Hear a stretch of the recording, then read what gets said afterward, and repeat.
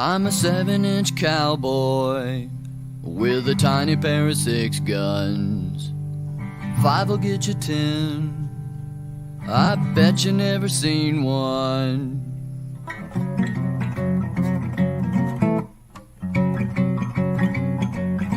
Well, I'm a 7-inch cowboy, how do you be? And I'm used to people gawking and staring at me. But I wasn't always so gall-darn wee. Let me tell you my story, you can listen for free. For 7 long years, now that's a year for every inch I stand, I've traveled small and lonely down the byways of this giant land, like a country western Lilliputian, too afraid to stop. I'm at the bottom of the food chain, whereas I once was at the top. I wandered on foot, my horse had done abandoned me, and every town I came to like a terrible dream. Other cowboys mocked me and spit tobacco like meteors, watching me dodge them and laughing at my small squeaky scream.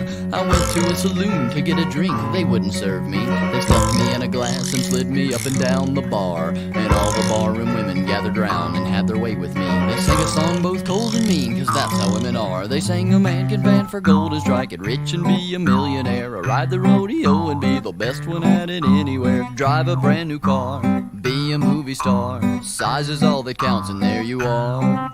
And I'm a 7-inch cowboy with a tiny pair of 6 guns.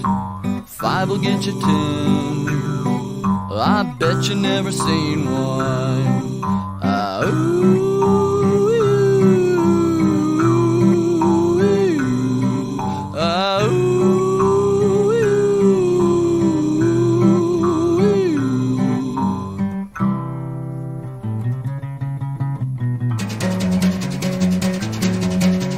As you can imagine, I'd grown pretty bitter, although that's the only way in which I'd grown. And in that 7th year, I finally found my transgressor, the man who had shrunk me, the worst fiend I'd ever known. The mad Professor Midley was his name, and I drew near. I hopped upon his shoulder and I grabbed him by the ear. I held my little pistols up and I told him, look at here, you made me this way, it's time to pay, you go darn queer. And the professor said, wait.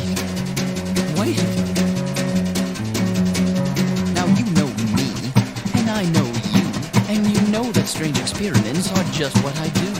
It's less like a pastime and more like a job. Why, if I didn't do it, I'd be an unemployed slob. Now I know that won't suffice if I'm to set you at ease, but I'm thinking as fast as I can for a man who's down on his knees.